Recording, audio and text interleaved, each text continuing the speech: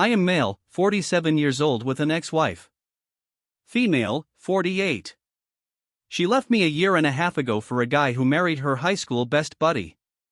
Some of her pals discovered that she was correct. We've been married for 20 years and have refought 2 children. I recently learned that my 6-year-old daughter is not mine, she is his.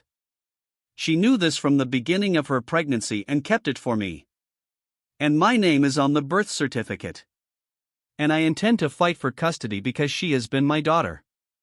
And the certificate is a legally binding document.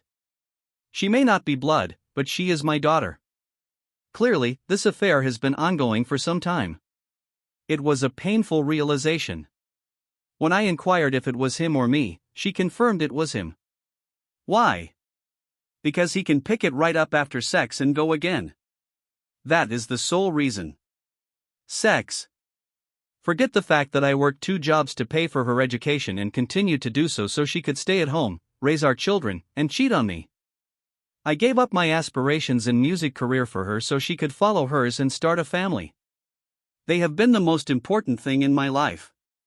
My ex was always a cold woman. She is bipolar and her life has not always been easy. Her tantrums, as well as physical and emotional abuse, were soul-crushing. But I endured it because I assumed she couldn't help herself. It turns out that was not totally true. She acknowledged to friends that she would punch me whenever she felt like it or when she didn't get her way. My children had seen her strike and verbally abuse me on countless occasions, and each time I accepted it without fighting back. I was upset that my children had to watch that. She was upset with me near the end because I had not taken out the trash. When I arrived home, he grabbed my neck and began squeezing me while my son watched in horror. I told her that our son would always remember this and she let me go. I should have left long ago. I know this now. I would like to believe that if it weren't for my children, I would have. But I didn't want kids to have a broken household, so I held out hope that one day my wife would return to being the lady I fell in love with. I now realize that those days are over and have been for years since everything came to light. My wife confronted her friend whose husband she was cheating with and told her the truth. Yes, it is true. No, I am not sorry. And then my wife stood up and walked away. Her acquaintance told me this. My wife left, grabbed the kids, and moved in with him in the flat behind ours. Even then I hoped she'd see the grass wasn't greener with him. He had strayed on his own wife multiple times, in addition to my wife, and she knew it. I waited the entire first year for her to return. She kept the apartment keys and I believe she was still holding on to them since she knew she would return home. But at the end of the year they resumed their abuse, with him frequently dropping by the bus stop. As I was loading the kids onto the bus for school, and telling them I had come to see my daughter off to school, I asked him why he had been so content for the past 5 years to let me raise her, give her my last name, be present for her birth, and raise her as mine.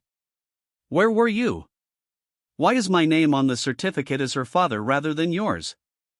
That almost earned me a punch in the face, but it didn't earn me a drunken visit from both of them. At the end of the night, because he came to fight, my ex decided to make everything public. She went on Facebook to brag about her new partner. Our buddies were startled and contacted me and his wife about it. I took sure to take as many screenshots as I could. She didn't seem concerned about the hole she had created for herself with the upcoming divorce. But why should she? I've already provided her with the paternity test. Finally, I became self-destructive. I kept thinking, what could I have done differently or better? She blamed me for not being there for her, but if I hadn't worked 2 jobs, how would we have survived? I didn't clean when I got home because I was too sleepy, and she was screaming at me over the trash when our children had colored all of the walls, torn down blinds, and punched holes in the walls under her supervision. The difficulty, however, was that I did not take out the trash after working 16 hours. The toughest part was that I desperately wanted my family back. I believed it was my fault. It took some time to realize what was really going on. Everything changed with my brother. He was determined to have me play in his band. Even though I declined, he urged that I meet with the other members and then make a decision. That altered everything for me. I still declined, but I became friends with them and ended up casually dating a friend whom the rhythm guitarist introduced me to. I fell fast in love. It took some time to see the light with this woman 45, but it was a relief to be in a loving relationship with someone who wasn't a 24-hour yelling match that generally ended with me getting hit. As previously indicated, my ex continued to have the keys to our apartment. She would periodically allow herself in and drop off supplies for the children. The first time she let herself in while my new girlfriend was around did not go well. She contacted me that night to inquire who she was and why she was at our apartment. I relished informing my ex that my girlfriend was none of her concern. She had moved on, left me, and was living with someone else in recent months. My ex has gotten unpredictable about my new girlfriend and has even started stalking her. My ex sent my girlfriend a Facebook friend request and demanded that she accept it when she declined. My ex called, shouting that I needed to tell her to accept it because she wanted to see the kind of person I was bringing our children around. My girlfriend took the phone from me and informed her that she did not need to add her as a friend. Anything concerning communication about the children can be done via messenger or phone calls. My ex does not and will not have access to our private lives, friends, and relatives since she is not involved in my girlfriend's personal life. This did not set well with my ex. My partner showed me the unusual influx of friend requests. She received it from people who were friends with my ex. My ex then began allowing herself into my home every weekend, and when I wasn't home at work to snoop around, I was on the phone with my girlfriend who was staying with me while I was at work to hear my ex walk in and ask her if she needed anything. My ex stated that she wanted to see how much milk I had in the fridge for when the kids came over. My girlfriend informed her that we had addressed the situation and my ex left. When I returned home, I demanded the apartment, claiming she was not there. She then grabbed my son's keys and created copies for herself when my lease expired. My girlfriend invited me to move in with her so that we could remove themselves from my ex. My ex attempted everything she could to prevent this, including calling the police and telling them I was leaving with her goods, and when questioned what was hers, she couldn't name anything in my home that was hers. We now see the kids every other weekend, and my children have told me that they are not permitted to discuss what they did with me because she does not want to hear about it. That did not last long. She now asks my children for all the information she can gather. I'm certain it's jealousy. We reside at the seashore. My girlfriend is very wealthy, and when we fetch the kids, we take a short walk to the boardwalk for rides, allow them to play on the beach, or visit the aquarium. If they bring home prizes, my ex throws them away. Now, my concern with my ex was the final few times she dropped off my children. I observe she now dresses and appears extremely similar to my girlfriend. She dyed and cropped her hair to match what we do with the kids. My ex leaves the following week and attempts to do the same thing with them. If we go to the beach, she takes them there. If we go to the zoo, she takes them there. If she finds out what we had with them for dinner, she has to make the same thing and asks our kids who they preferred. Last week, my son requested to live with us because he thought my ex was insane. You best believe I will use all of this in court. I really didn't believe things could get any weirder with her. The other night, she began sending me nudes. My girlfriend was sitting next to me as they started walking in and I instantly became defensive, telling her that I hadn't asked for them and that my ex and I were talking like way. I offered her my phone to look through to see for myself. My girlfriend looked at the photos and asked for my ex's phone number so she could text her own nudes back to show her how it was done. I called my ex and asked her what the heck she was doing. I told her that my girlfriend was sitting next to me, read the messages, and is furious. My ex claimed she meant to send them to someone else. My girlfriend mentioned to her that my name was on one end of the alphabet and her boyfriend was on the other.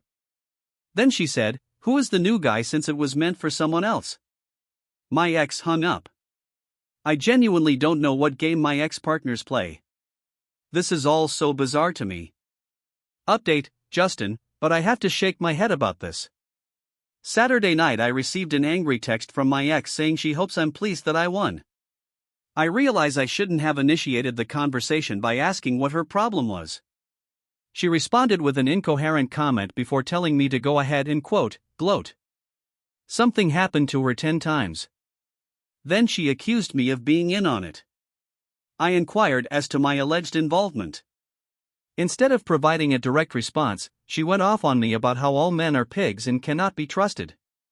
This led me to two conclusions. She was inebriated, and the man she left me for had cheated on her. I didn't say anything when she was like that. Any answer constitutes a battle, and I choose not to become involved. I just read the texts and assumed she knew precisely what was coming to her. She left me for my married friend who had strayed on his wife 3 times, with her being the third.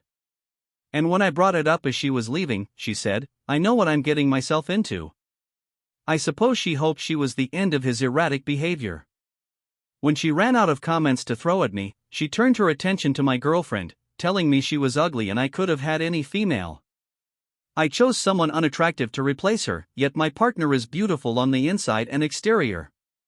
My ex is also incredibly jealous of my new girlfriend, and as I indicated in previous articles, he has turned to tracking her and attempting to change her looks to resemble her. My ex continued the attack by telling me that I don't love my new girlfriend, and that it was impossible for me to fall in love with the first woman I had sex with after losing her. My ex and I had been apart for a year when I met my current girlfriend. It took some time for me to feel comfortable trusting someone again, and that trust was earned rather than given freely. She then went on to say that I only loved her because I had lost my apartment and was kissing my girlfriends, so she begged for a place to live, stating that it's only love when you're destitute. I had my own apartment across the street from my ex-wife since she wanted to stay in the complex to constantly remind me that she left me for a friend when my lease expired. I decided to move in with my fiancé and transfer my job. I know she was attempting to start a fight. I simply wasn't giving it to her. I thought my ex's attacks couldn't get any stupider or juvenile. She proceeded to apologize for not being enough for me. I wanted to call her and shout right then. I was not good enough for her. She left me. Or did she forget which of us stepped out the door and then replaced one of us with someone else? She left me for a married man who had regularly strayed on his wife. There is a real winner there. She then went on to insult my girlfriend again, claiming that we both knew she, my ex, was the person I wanted to be with and that my girlfriend couldn't compete with her. At that time, I had had enough and requested her to contact me once she was better and sober, then shut off my phone. Hours later, when my girlfriend arrived home, she asked what was wrong. I warned her that she was going to be angry and I handed her my phone, telling her to read it for herself. She read it, laughed her ass off and returned my phone, saying, "Looks like he cheated." I stated it seemed that way and tried to soothe her, fearing that the negative comments might cause her to doubt me. They didn't faze her. She informed me that my ex's narcissistic tendencies came out in full force when she was intoxicated, and I bet my ex was furious that she couldn't come to me for retribution to get back at him. I have not heard anything else from my ex. My opinion is that, as usual, she returned to those texts the next day, saw what she had done, and felt stupid. I'm also betting she's back with him because she can't bear being alone. Final update. As of my last update, my ex was duped by the man she left me for. As expected, they reunited 3 days later. I assume she had no one to fall back on, and she's very much trapped with him now. Since the last event, I haven't heard from her outside. We're signing a few divorce forms and communicating about the kids, and I'm grateful for that. But I know it won't be long until she becomes drunk and sends me another drunk. You are the ultimate jerk-off rant. Halloween. My band was requested to perform at an annual event that one of my friends organizes. I've been doing it for a few years, and it was a ritual that my ex used to share with me. She didn't last year because that's when I discovered she was sleeping with my closest buddy and that my now 6-year-old daughter was his. She wasn't invited, but she showed there anyhow, accompanied by her ex-boyfriend, who had cheated on her and my children. I was infuriated. She is aware that children are not accepted at these parties, which are strictly for adults. I am convinced she brought them with the intention of having me evicted. Security repeatedly told her she couldn't come in, but she stayed there fighting, claiming that the kids wanted to see their father play. I have security telling me that I must get them out of there, and she's shouting at me for throwing a party over my children. My friend, who was hosting the party, came down and told her she could remain and hear me perform 2 songs, but she had to leave, and if she refused, he would contact the police. I told my friend not to cater to her, and he said it was only for my children. It was not a good night. I was on stage and had no idea what was going on around the party, but I learned about it when I went between performances. Some of what I discovered was that my ex tried to clash with my girlfriend, which did not go well for her. My girlfriend put her in her place and called her out for exploiting her kids to play games. This was watched by a large number of people, and as I walked off stage, numerous people told me and pointed to where they were laying out whatever dispute had occurred, and my ex was staring daggers at my girlfriend from far away. My kid humiliated my ex by loudly informing everyone that she has two daddies, me and her mother's boyfriend, who was actually her biological father. My ex was humiliated even more, as she stated, "Thank you for making me sound like Trench," and she left after that. But my son refused to accompany her in battle to stay with me. My ex had her BFF find my girlfriend and ask if we could keep him, and she agreed and worked out a plan with my friend to keep my son by her side for the duration of the party. We took him home the next night. My nerves were shot throughout the night.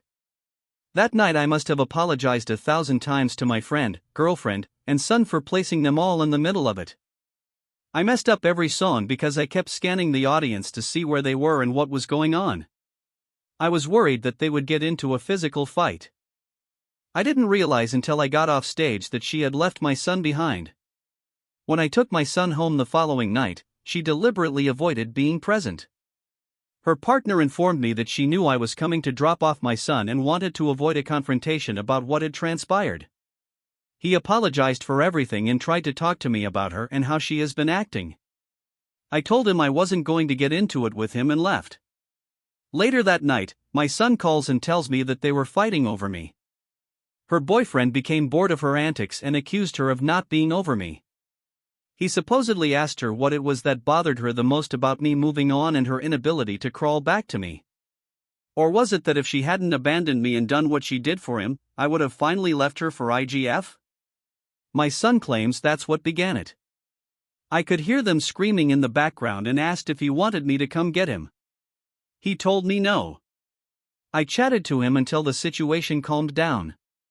So that is exactly what is going on with me right now.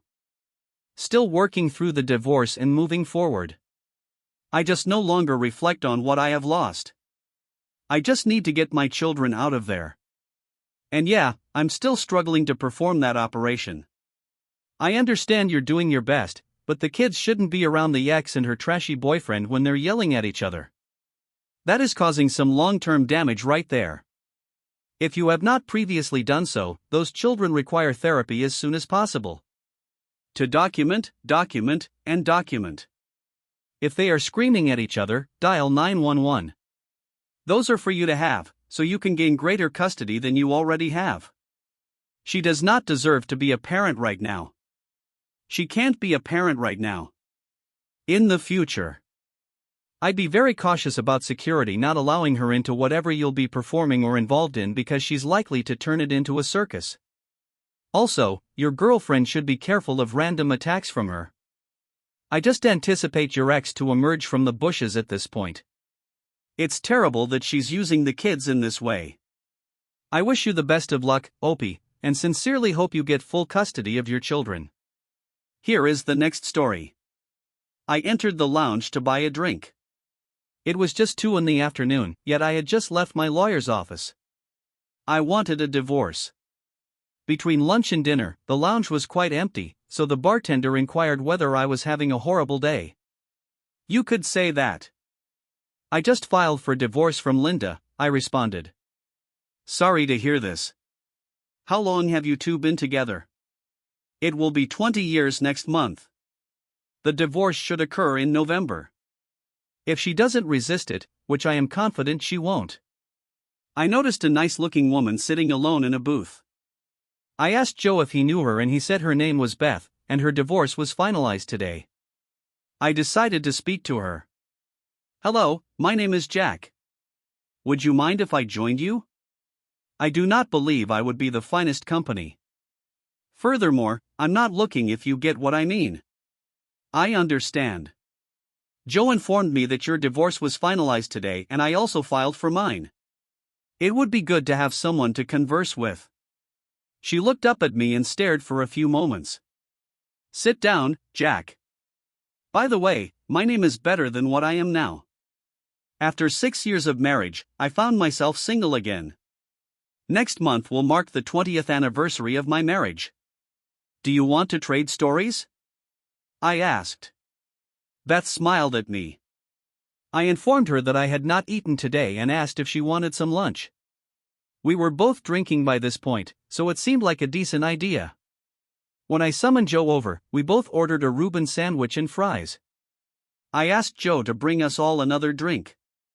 Wow, the same tasting cuisine. That was a good beginning.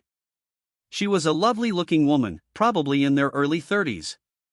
If I were a kid, I'd probably nickname her the girl next door. You never pay much attention to her until you dig deeper. She thanked me for sitting with her, explaining that she was depressed, but that having someone to chat to helped.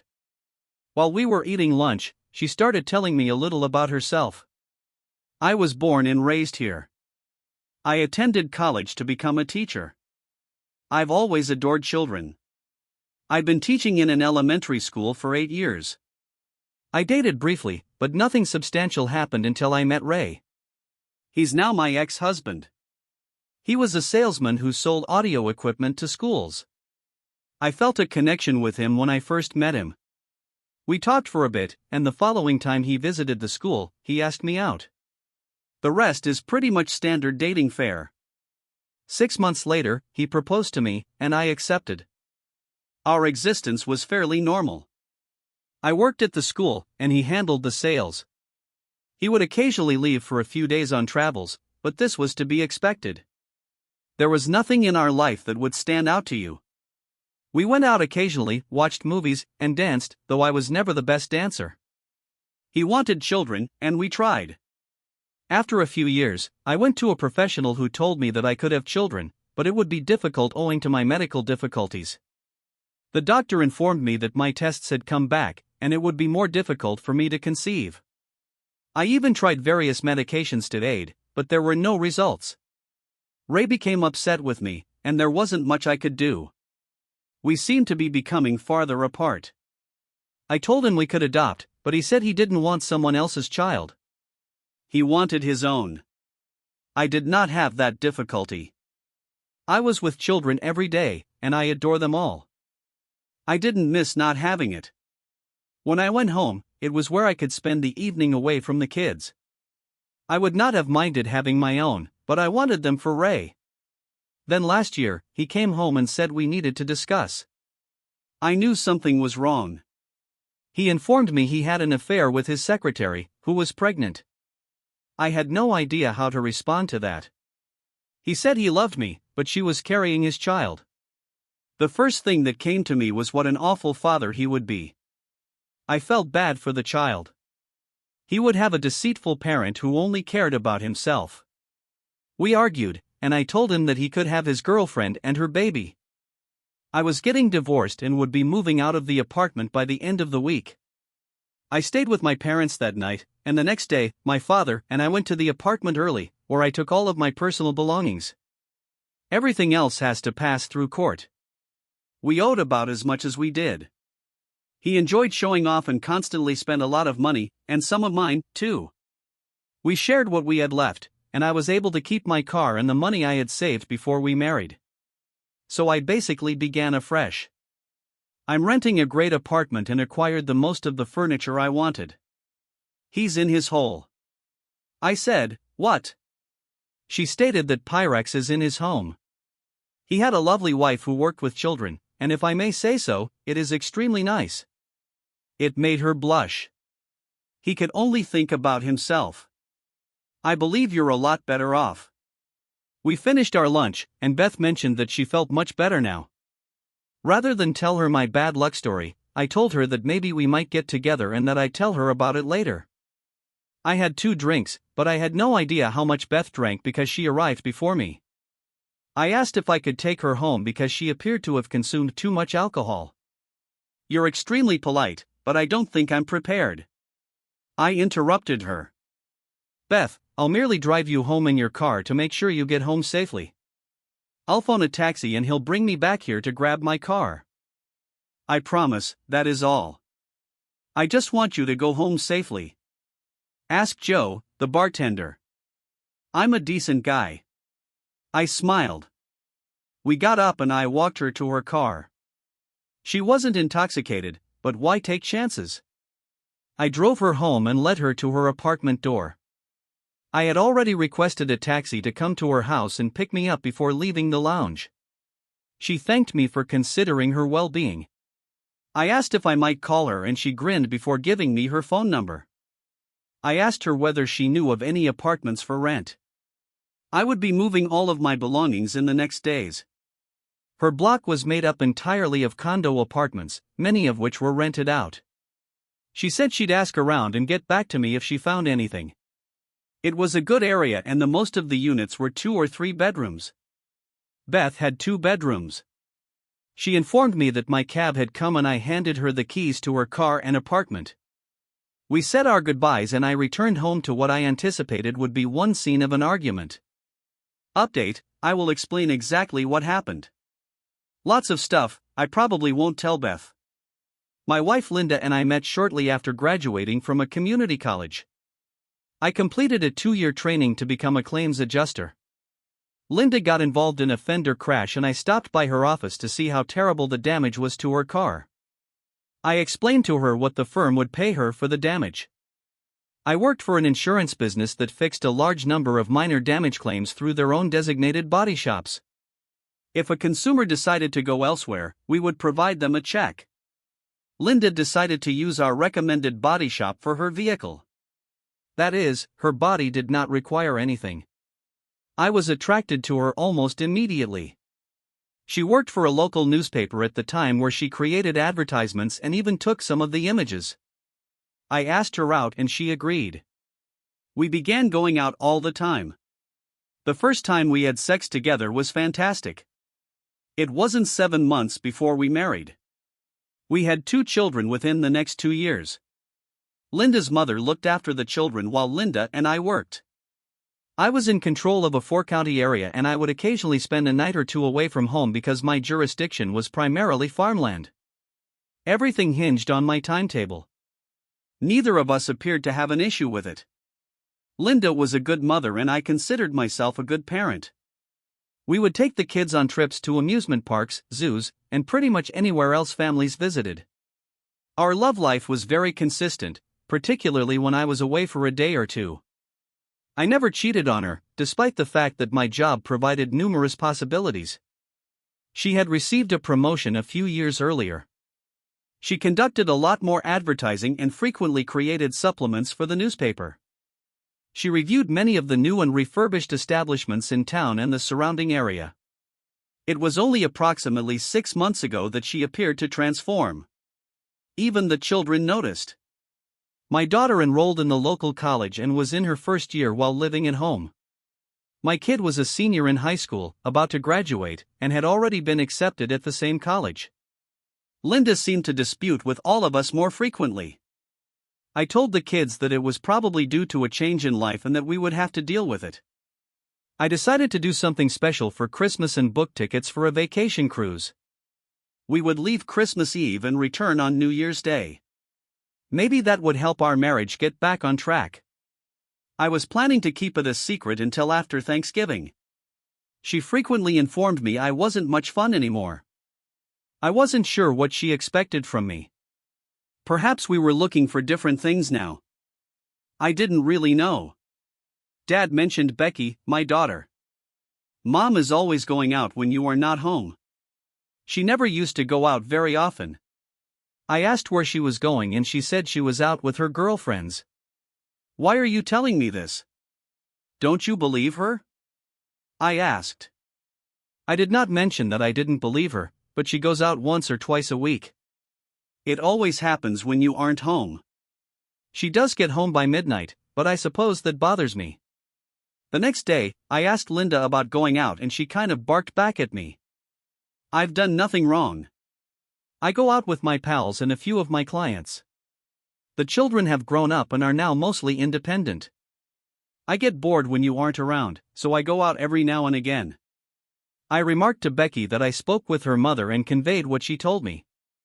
Have you ever seen her friends? I asked a number of times when they got out of the car to allow mommy in. To be honest, I believe they were overdressed. They always had their hair styled and wore stunning long gowns. It would be similar to what you would see in Las Vegas. The woman was black, but mom identified her as one of her clients. It had to do with a new nightclub opening. How does mom dress? Is she dressed the same as these other women? No, but she does wear some sexy outfits. She's even borrowed a few of my dresses, which I know are too tight for her. I wish she'd simply go back to being a mom. Hopefully, this is simply another stage she's going through. When Becky said another face, I was left wondering, did Linda ever do stuff like this before? But the children never mentioned anything to me. I've always trusted her, so I've never needed to check on her. Becky was a very bright young lady who had a keen sense of observation. I questioned my son Brian about it, and he said he thought the women Linda went out with were attractive, but he agreed with Becky that they always appeared to overdress. He also didn't want to see his mother in such a short outfit. Linda was quite short. She was only 5'1" and weighed 120 pounds. She tried hard to seem attractive, and it paid off.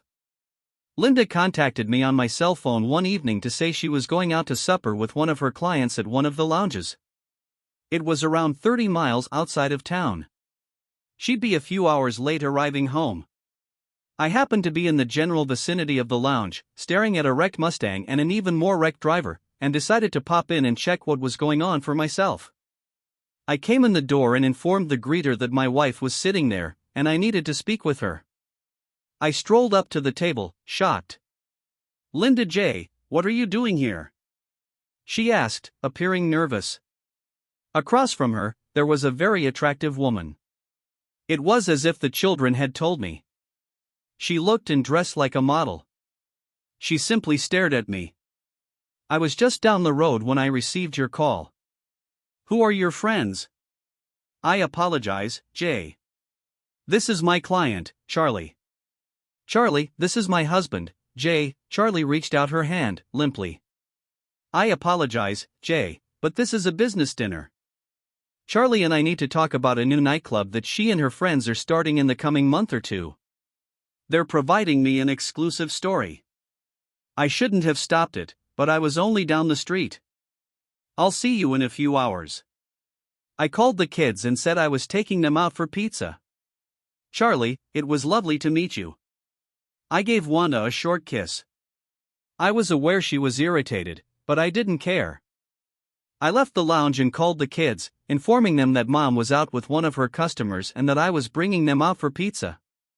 I spoke with them and informed them I had met their mother's friend, Charlie. They were correct that her pals were overdressed, but she was pretty attractive. I explained to them that their mother had told me about a new club that was going to open and she was receiving the exclusive. I think they were relieved that I knew what was going on. We ate pizza and they each told me about school. Linda came home and told me how much I embarrassed her. She stated I humiliated her with a duck. All I did was stop in and say hello to my wife. When she was like this, I knew that arguing with her would be pointless. She even claimed that I almost caused her to lose her exclusive story. Update 1. What the fuck was she hiding? I knew something was wrong here, but couldn't put my finger on. The first thing I thought, if I found out she was sleeping with another man, I wasn't sure how I would manage it. She was the mother of my kids. Here I was thinking the worst. For the next couple of weeks, she wouldn't hardly talk to me unless she had. She acted nice at our son's graduation, but I think it was just for show. Her parents and my parents were both there. We definitely had to talk about our marriage and where it might be headed. I hadn't had to stay away from home since I met Charlie. She hadn't gone out with her friends either. That even got me wondering. On Wednesday, I told her I would be gone Friday overnight, but I'd be home Saturday morning. She didn't say anything to me and left for work. I really didn't have to stay anywhere, but if what Becky said was true, Linda would be going out. The worst that would happen is that I would be wrong and spend a night in a motel. I called home around 8 in the evening, and Brian told me that his mother left to go out with her girlfriends. A woman had just come by and picked Linda. She told Brian she would be home late because they were going to a party in the next town. He told me the name of the club. I knew where it was. It wasn't the type of club where married women and mothers should be going. I went in and was surprised how full the place was. I got myself a drink and went up to the second floor. It was more of a balcony, but there were a few tables there. I met a woman who probably worked at the bar. I figured if he was working there, he would be good cover since I decided I would look pretty conspicuous sitting there. I bought her a drink. She was talking to me and I was trying to pay attention to her, but at the same time I wanted to find wind. I finally located her on the lower level, a table with Lisa, a divorced friend of hers that she said she didn't hang around with anymore. If she and Lisa were friends again, I knew it was trouble. Lisa was accused in her divorce of running a whorehouse out of a bar. She managed. Linda told me she never knew anything about it. I had no real reason at the time to not believe her. After Lisa got divorced, I heard she left town. But now I remember it was Linda that told me that they were with two other women that seemed overdressed again. One was Charlie, and I had no idea who the other one was, but she seemed Asian. Charlie's one hand was holding Wendy's, but her other hand was on Linda's thigh duck. I sat there a while to see how much friendlier they would get. Charlie seemed tall but was wearing really high heels. Next to Linda, most women looked tall. The Asian woman seemed a bit shorter. Both looked glamorous yet out of place. The gal I was with was happy that I kept buying her drinks. That was her job, to get me to buy her as many drinks as possible, and possibly to get me to have play with her for money, of course. Well, what the duck for everything else? There's MasterCard, right? She called herself Bambi and asked me if I wanted to get a room. She saw me watching Linda down below and asked me if that turned me on. She reached over and put her hand on my crotch and said, "It sure doesn't feel like it. What are you into? I can get it for you." I told her I was having a bad day, but maybe I'd be back another day. I saw Linda and the other three women get up and walk toward the door. I said goodbye to Bambi and gave her $1.20. I headed downstairs and followed my wife and her friends to the parking lot. Linda got into a car with Charlie while Lisa and the other woman got another vehicle. Needless to say, I followed Linda and they drove about a mile and into a motel. They didn't even stop at the check-in counter. They must have had the room already reserved and had gotten their key cards. I was about to walk up to the counter when I saw Lisa and the Asian woman getting out of their car. I stood out of the way in case Lisa recognized me. They also walked past the counter and went up in the elevator. I walked up to the reservation desk. I took a chance and asked the reservation clerk if my wife, Linda Bradford, made our reservations. She was often forgetful. The desk clerk smiled and checked his computer. "Yes, sir. She made the reservation this morning." I didn't know if I was lucky or sad that she was paying for this room. At least I was able to get the information I want. I asked him if she left me a key card. "May I see some ID, please?" He was nice and just doing his job. I showed him my driver's license. He informed me that she was both of them earlier today. I could get another, but it would be a $1.05 charge. I shook my head and said, "I'll make her give me the money back for this," as I handed him the $5. He smiled and said his wife was always forgetting things too, as he handed me a new car. They were in room 4-1. The room was registered for 2 people, so there was no reason for him to doubt. I wasn't sure what I would say or how I would handle this, unless she could be very convincing. Our marriage just might be over. I actually hoped that they would be just sitting there talking business. But in my gut, I knew better. The only business you sneak into a motel room for is the kind you don't talk about. This was a 2-room suite. It had been a good 20 minutes since they had entered the motel. I used the key card and slowly opened the door. I could hear them in the adjoining room. I really felt stupid standing there. I've read a lot of stories about husbands doing this, but it was harder than I would have thought. I couldn't believe the mess in this room. They must have disrobed as soon as they walked in the room. Clothes were thrown everywhere. I saw my wife's dress and what I figured was her personal clothing. I could hear sounds coming from the next room. I knew it was Linda moaning. I've heard her for the last 20 years. It made my stomach jump. My wife was being unfaithful with another woman. I had to ask myself, why was I even here? But I knew I had to know. I walked through the door. There on the bed was Linda. I couldn't believe what I saw. Charlie. Son of a bitch was a guy. They both looked over at me and were shocked. Charlie looked at me and said, "Please don't hurt me." Linda lay there in shock, not even speaking.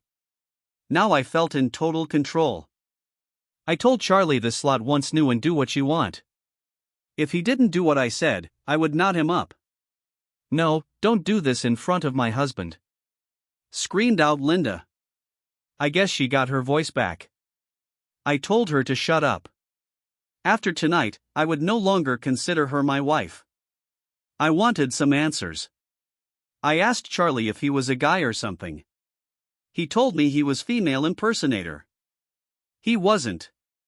Why? It seems that Lisa was opening a new nightclub a ways out of town.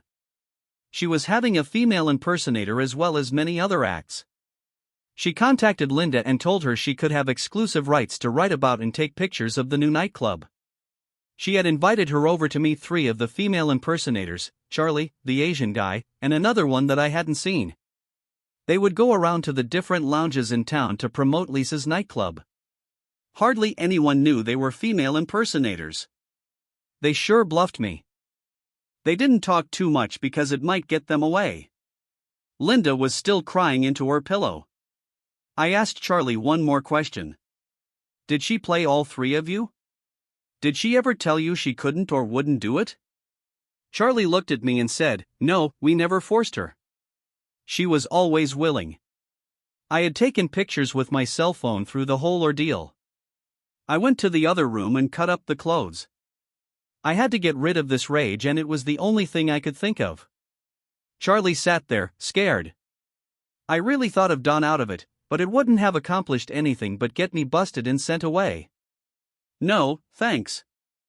I told Linda not to come home tonight. I would be moving out and seeing a lawyer. I walked out, returned the keycard to the desk clerk and left. I should have felt better, but I did. Update 2. I got home and both of my kids were home. I told my kids that I had caught their mother cheating on me and would be moving out and getting a divorce. I didn't tell them any of the particulars. Becky cried and said she hated her mother. "Don't say that, Becky. Love your mother, but hate what she has done. She has always loved you kids. I don't know why she did what she did, but I can no longer stay married to her. I could never trust her again." "Where are you going?" Dad asked Brian. He was trying to play the cool grown-up guy, but I could tell he was near tears his own self. "I'll be staying with your grandparents until I find a nice apartment. Your kids can stay here with your mother. You'll be on your own soon enough. You can always call me if you need anything. The deal with your college still stands for both of you. I'll pay my share like we agreed." I packed a few suitcases with my personal things and spent my last night in the house. Becky even made me breakfast the next morning. Needless to say, Linda never came home that night. My parents were devastated when I told them I was getting a divorce due to Linda cheating on me. They asked me if there was any chance of us mending the fences, and I told them not a chance. Becky called me and said her mother was dropped off at noon by some guy. It was the same car that the woman had picked her up in the night before. I didn't have the heart to tell her. The woman and the guy were the same person. The following Monday, I went to see my friend Bob, who was a lawyer, and explained what I knew and wanted him to start divorce proceedings. I wanted to get the accounts settled and equity divide. I told him, even though she cheated, I would use irreconcilable differences because of the kids. If she were to fight the divorce, I would file for adultery and name names, including her friend Lisa. I had my phone with me at the motel and had taken picture after picture of Lisa getting done and etc. I did make copies of those photos and told my lawyer to send a copy of them along with the divorce papers. I asked him to put a rush on it. He had it ready by the following Friday and had it delivered to her workplace. She tried to call me time and time again, but I wouldn't take her calls. She even called my parents, but my dad told her he wasn't interested in her side at the present time. One thing I found out was Becky did her own investigation. She told me that she heard that old friend Lisa was back in town and was opening up a nightclub. I almost had to laugh when she told me that there were going to be female impersonators, and she had to wonder if that was the woman her mom was going out. My girl was smart. You knew that, didn't you, Dad? She said after telling me you caught Mom was one of them, didn't you? I told her that I did know, but anything else she could ask her mom. She said her mom would hardly speak to her or Brian. It always ended up in an argument about Linda ruining it for our family. She did say Mom would go in her room and cry a lot. My lawyer had all our joint accounts frozen. Neither of us could access them. I had a credit card of my own that I was able to use. I was sure Linda had one in her name only. Also, a lot of our bills were paid automatically from our checking account. Only they would get paid. It would only be for a couple of weeks. We could both survive until then. The day the papers were served was the day I went to the lounge and met Beth. I knew I had to go home and face Linda. She would have received the divorce papers, and I wanted to get on with my life. I called ahead and Linda answered the phone. I told her I would be there for our final talk. I knocked on the door, and Linda opened it. It's still your house, too. You could have come in. I received the divorce papers. I couldn't believe you made copies of those pictures. She said all that as I entered the door. Are you going to sign the papers and get this marriage over with? You never gave me a chance to explain anything. We can work it out. I know we can. I love you. She had tears in her eyes. You don't love me any more than the man in the moon. You're scared of being on your own. You want to explain things to me? I'll tell you what I know.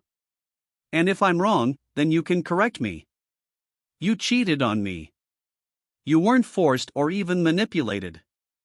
It goes back to when you told me you didn't know about Lisa and her whorehouse. Rumor has it you got your goodies off way back then. Who told you that? Asked a nervous Linda. No one ever said anything to me, but I thought I would mention it and see her reaction. I'm not telling you anything. Now, your friend Lisa is back in town, so you figured you could play around on me again? Only this time you got caught. I do believe that you did get the job of writing the story of the new nightclub. Playing around with the female impersonators was a bonus if anyone we knew saw you with them. All you had to do was say they're your clients. No one would question that. I can't believe you cheated all these years. We had a good life. I almost wish I never found out. But you kept pushing the envelope. Now that I found out the truth, you make me sick. I don't even want to know how many men you've been with. I wouldn't believe you anyway, right off the bat. We both know you played Charlie, the Asian, and the other guy. I don't even want to know the rest. Please let me speak. I'm sorry. I really am. I was wrong. I can change. All I need is a chance to prove it to you. Just give me another chance. Becky said you bought cruise tickets for the holidays for us. Let's go together and start over. I will use the tickets and I will be starting over, but it won't be with you. To me, you are dead. I want you to sign the papers and get this sham of a marriage over. If you don't, I will refile using adultery and use all the pictures. You have copies. According to our state, everything is $5,050. I suggest we divide everything in half. You can have the house and I will get half the value out of our savings. There is very little I want from the house other than a few of my personal items that belong to me. I want nothing that has anything to remind me of you. I'm waiting 2 days, and if my lawyer hasn't received your signed papers, I will refile using adultery. Don't test me because you will lose. Just think of your parents and all your friends and your kids seeing the pictures. Everyone knowing you cheated is one thing. Seeing the evidence is another. 2 days. That's all you get. I turned around and walked out. Linda signed the divorce papers and had them returned to my lawyer the next day. He had a document drawn up, dividing our assets down the center. I would receive the bulk of our savings, and she, in turn, would get the house and the furnishings. I would have my name removed from our checking account and joint credit cards. We each would keep our vehicles and there would be no child support since our kids were over 80. Needless to say, there would be no alimony. We would both keep our retirement programs. I had already promised the kids I would pay my share for their education. They'd have to work part-time during the years and summers, but they wouldn't have to borrow. Bob explained to Linda that he would take the papers to a judge for approval. If she wanted, she could get her own attorney and have the proposed decree looked over. Linda told him that she just wanted it over with now. Bob told me she looked dejected. I guess she thought since we were married so many years that I might give her another chance. She knows I have always been fair with her and would never do anything to hurt the kids. I guess you could say she trusted me, something I didn't have for her anymore. Becky told me Linda cried when she heard that I had planned a holiday cruise for the two of us as a getaway and starting over without the kids at home. She knew that this time she went too far and got caught. When Bob came back from the judge, he told me I could go and pick up my personal lines. He even asked Linda if she wanted to be there when I got my stuff. She told him she did. She actually trusted me. I was able to get the few things I wanted in 2 loads and a pickup truck. Dad said I could store them in the basement. I really didn't have much. The following day, I got a call. "May I speak to Jay Bradford, please?" "This is he." "What can I do for you?" It was a woman's voice. "This is Beth Williams. We met a week ago. You asked me to check on available apartments in our area." I couldn't believe she was calling me. The tone of my voice changed. "Beth, I'm sorry that I talk so stern. It's been a pretty bad week for me. I'm so glad to hear from you. You mentioned apartments. Is there something available for rent near you?" As a matter of fact, there is. It's a couple of doors down. An older couple just moved out and the owners haven't put up a for rent sign yet. Are you interested? Yes, of course. I can be at your place in an hour. Would you mind going over there with me? I'll take you out for dinner afterwards. She agreed and I quickly cleaned up and went to see her in the apartment. Beth seemed so gentle and easygoing. We went and looked at the apartment. It had 2 bedrooms and they supplied the stove and refrigerator. It even had a microwave oven. I told the agent I would take it. I could move in the following weekend after they finished cleaning it. Update 3. The lease would be for 6 months at a time. After giving them a deposit in first month rent, I took Beth to the Red Lobster for dinner. I told her that I was a bit nervous that I hadn't dated for 20 years. "If I do anything wrong, please tell me," I said.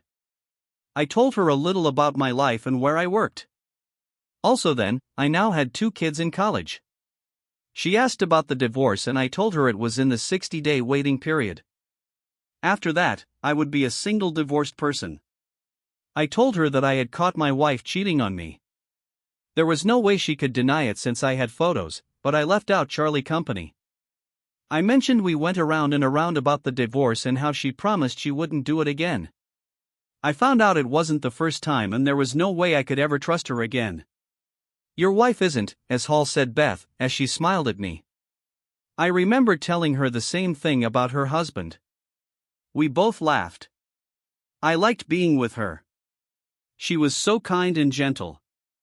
We had dinner and talked a while longer than I drove her home. "Best. Thank you for everything.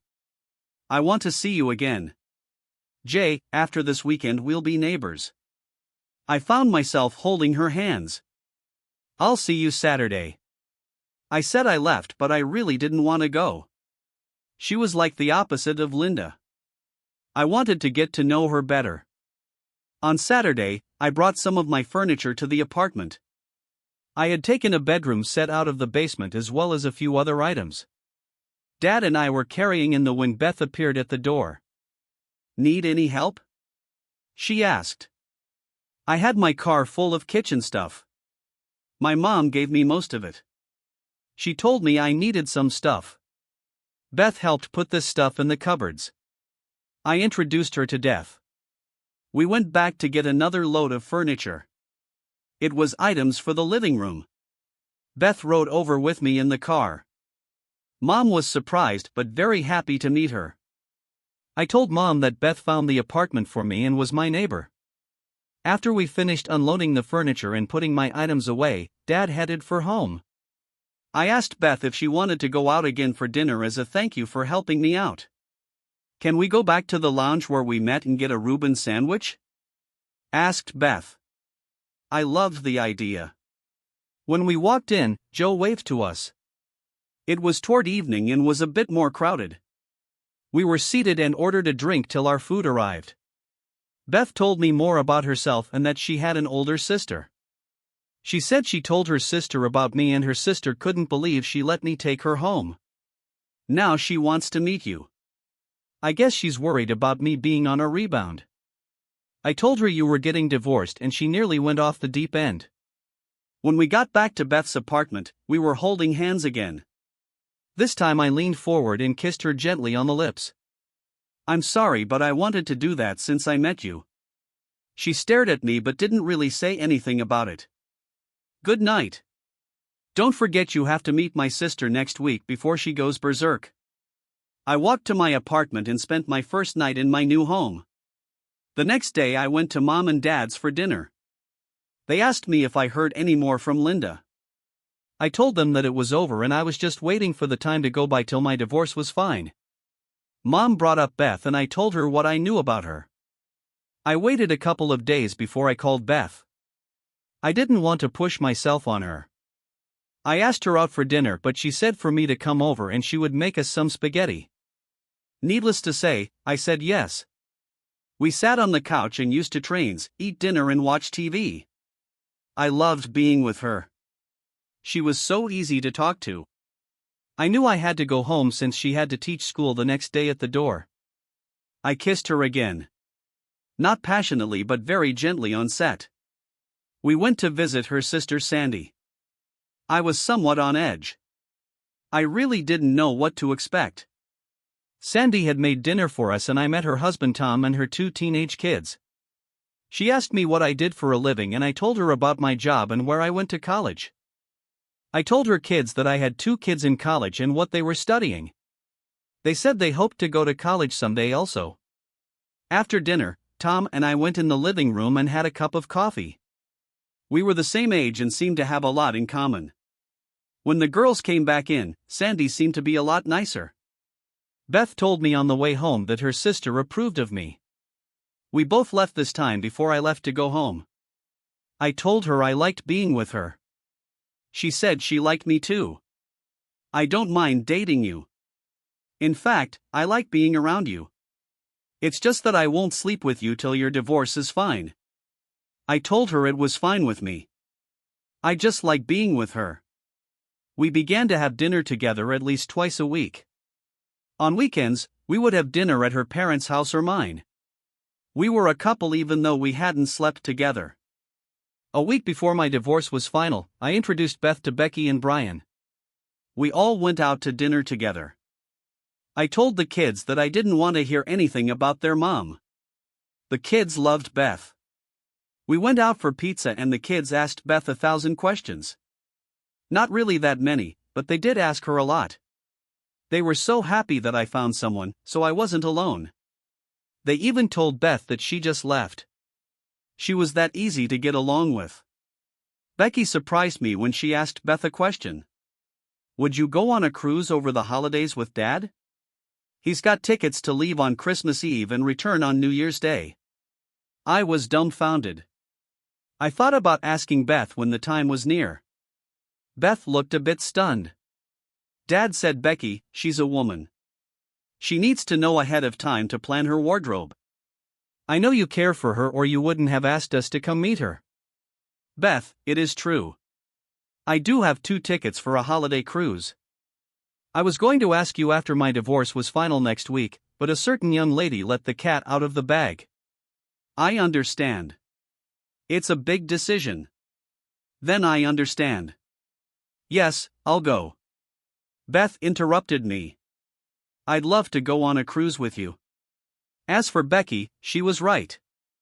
The woman needs more time to plan. Don't be so hard on her.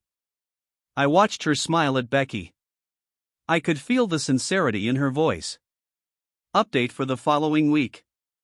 My divorce was final and I was not at all unhappy. I asked Beth if she wanted to go out and celebrate with me.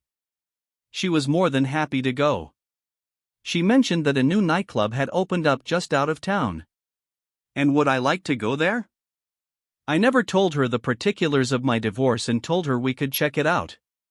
She told me that some of the teachers at school said they had female impersonators and also famous people imitators like Elvis, Ricky Nelson, and many others. I knocked on her door and she looked beautiful. She had on a black dress that enhanced her figure and was about 6 inches above her knees. I remember telling her I never had a teacher that looked like her when I went to school. We invited Sandy and Tom to go with us. I didn't know what to expect or if I should say anything to Beth. The place was crowded but was really like a Las Vegas nightclub. We were seated at a table and ordered drinks. The imitators were exceptionally good. They looked and sounded like the original stars. We ordered dinner and while we were eating the female impersonators came on stage. My God, those can't be guys, said Tom. Easy fella, said a laughing Sandy. You put your hand in their pants and you might not like what you find. They lip-synced to songs by famous female singers. Of course, it was the original voices we heard. I did recognize the one they called Charlie. The Asian was named Kim and the black person who I saw for the first time was Sable. Their acts were good but I didn't like the visions that I got in my head. I knew Linda was very familiar with all 3 of them. There was some dancing after the show when I knew couldn't light a bath. I told her the truth about Linda and then I caught her with one of the impersonators. I told her there was no way I wanted to keep secrets from her. Beth kissed me. I read your wife's article in the nightclub. I asked you to bring me here hoping you would be honest with me. I felt you were hiding something since you never mentioned anything about where your ex worked or who she was. What? I knew this was a nice club from the people at school so I wasn't trying to trick you. I love you. I don't have any doubts. Hey, you two get a room, laughed Sandy. I intend to as soon as we leave here, replied Beth. Beth, I never lied to you. There were some things that I didn't care to remember. I'm sorry if you thought differently. I love you and want you to know. You can tell me anything. You don't need to hold anything. I'm here for you if you ever need to talk. We left the club and dropped off Sandy and Tom. They thanked for a wonderful evening and said we should do it again sometime. On the way home I asked Beth, your place or mine? Here's please, was her answer with a smile. We went to my apartment. I couldn't actually believe I was nervous. I hadn't been with another woman in over 20 years and it had been over 3 months since I was with Linda. Beth looked at me and said, do you love me? I'm not used to giving myself to bring. My ex was only the second man I have been with. I've always been shy about dating but with you it seems different. Yes, I do feel I love you. All I can think about is making you happy. It's going to be different and new for both of us. With that said, we kissed gently yet with passion. We went into my bedroom. Final update. After that night we spent all our nights together. Sometimes at her apartment, others at mine. We didn't have sex every night but we did cuddle a lot. It was time for us to get ready for the cruise. It was funny but her parents and my parents were old-fashioned and wasn't keen on us going as single people. They didn't say it outright but we both could feel it. Our parents did say in their day they didn't travel like that. People would be married first. I told them things were different now. I did take Becky and Brian aside and told them I might ask Beth to marry me. Would they have any problems with that? After all, I'd only be divorced a little over a month. They were happy for me and told me they loved Beth and they knew she made me happy. I did tell them that Beth and I never talked about it and she might want to wait. I just wanted to know how they felt about it. We flew down to Florida on Christmas Eve. The cruise ship was beautiful and we had a cabin with a queen-sized bed. We attended the greeting meeting for the lack of another word. They told us about the ship rules and a lot of functions that would take place in the week ahead. We were both very excited the ship would be leaving the dock within the hour. Beth and I stood on the deck and looked out across the ocean. She knew me so well. "What is it, Jay? Is there something you want to tell me? No secrets, remember?" I smiled at her. I had tears in my eyes and told her how much I loved her. Maybe I was just caught up in the moment. Is it? "You can tell me," said Beth. I reached in my pocket and pulled out a ring. "Beth, I know we haven't known each other all that long. You might think that this is much too early in our relationship, but I know how I feel about you. Will you marry me?" "My God, yes. Yes, of course I will." "When do you want to get married?" "Tonight, on this ship." I asked the captain and he said he could do it. He has all the necessary papers. He's done it many times. "So will you marry me tonight? And this can be our honeymoon vacation cruise." Needless to say, I really want to save my pocket. So I planned my honeymoon vacation here on a cruise. We both knew that a lot of people would say we should get to know each other longer, but we were both sure what we wanted. We wanted to be together. Beth cried as she said yes. I contacted the cat and he announced on the loudspeaker that there would be a wedding in the main dining hall an hour after the ship set out. I went and put on my suit and waited in the dining hall for Beth. She came out dressed in a beautiful blue gown. She later told me she bought it to wear on New Year's Eve, but this was a much better occasion. The hall was packed with well-wishers. Everyone likes a surprise wedding. As soon as we said our ideas, everyone cheered. The first thing we did was call our parents, also Becky and Brian, to let them know we were married. We could hear crying on the other end of the phone on each call. We went into one of the many lounges and danced. The captain said the buffet was set up for dinner and we would be the first ones to get our food. It was a wonderful start to a great honeymoon and a new life. During our cruise, we toured 3 islands, ate lots of food and danced every night away. No day went by that we didn't make love. The New Year's evening party was great, but we'd been partying all week. We made sure we brought in the new year with a real bang as we got off the plane when we returned. Sandy and Tom were waiting for us. Needless to say, Beth and Sandy were both crying. "You take care of my little sister, do you hear me?" said Sandy. I gave Sandy a Hogan's head. I'll always be there for her. They took us out for dinner and we told them about the cruise. We headed back home and we lived in Beth's apartment. We talked with my landlord and he said I could move out but wouldn't be able to get my deposit back. We decided to do that since it was the cheapest way out. Life went on and we enjoyed our life. Sometimes we went out for dinner. Other times, we stayed home. We spent most of our free time together. I spent very few nights on the road, only when it was absolutely necessary. I wanted to be home with Beth. I got home one day and Beth looked differently at me. I couldn't place the look. "Okay, what's the problem?" "I don't know that look. Did I do something wrong?" "I'll leave that up to you to decide." "You got me pregnant." She had tears in her eyes. "What? When? How? I mean, I thought you said you weren't able to have kids." I probably looked shocked out of my mind. She looked at me. "The what is?" "I'm pregnant." The when would have been about 3 months ago. More than likely the time of our honeymoon. The how would be we made mad love for days on end. I asked the doctor that I thought she said I couldn't have kids because of all my physical conditions. She told me that she had said it would be much harder to have kids but not impossible. "So are you happy or mad? You still look shocked." I hugged and told her that thought it was wonderful. We both started over and we'll have our own baby. I was a very happy man and future father-to-be again. I tell you a few things we found out after getting back from our honeymoon.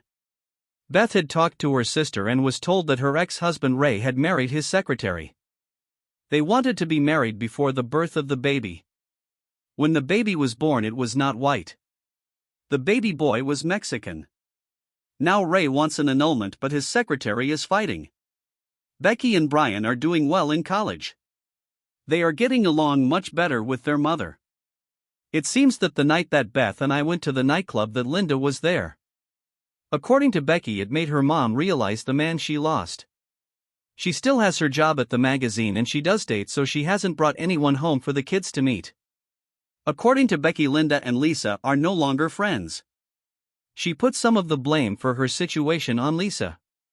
The last time Lisa was seen, she was leaving the country and moving to Amsterdam. As for me and Beth, we couldn't be happier. After the birth of the baby, Beth will take a short leave of absence. She wants to return to teaching, and we already have 2 grandmothers who are willing to babysit. My reaction? It's so strange how 2 people down on the luck meet in a bar of all places and their lives changed completely. Life is wonderful when you have the appropriate people to enjoy it with. Thank you for taking the time to listen to today's stories. If you enjoyed the article, please feel free to like and subscribe if you haven't already.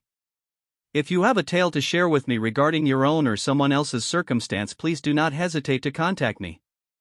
Take care.